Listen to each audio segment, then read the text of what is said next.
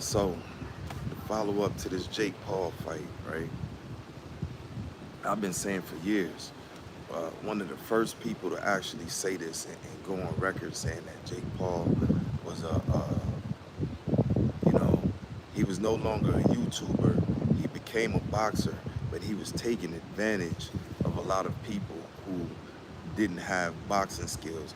He knocked out Nate Robinson. Nate Robinson's a basketball player. He knocked out Ben Askren. He knocked out Tyron Woodley and a few others. None of these people are boxers. They were MMA guys or people from other sports. And then this guy, Jake Paul, has the nerve to run around saying that he's the best fighter and nobody wants to fight him.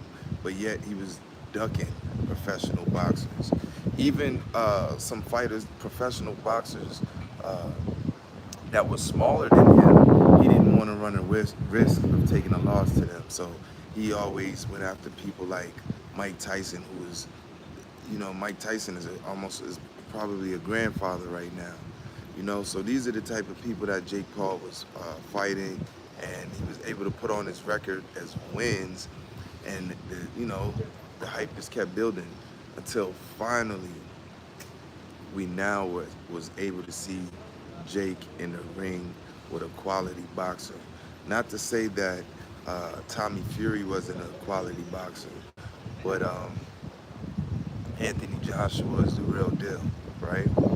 So, a lot of people that kind of was buying into the Jake Paul charade, thinking that this guy was really an awesome fighter.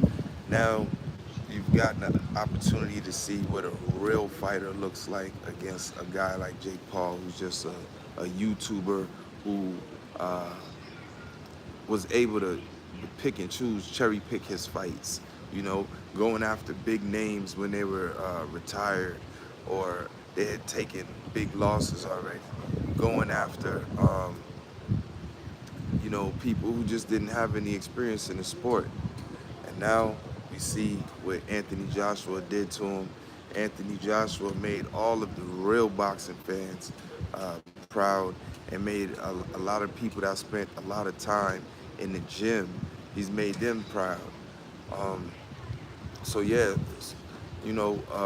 Jake Paul, great promoter, great marketer, but below average fighter, below average boxer. That's what that is.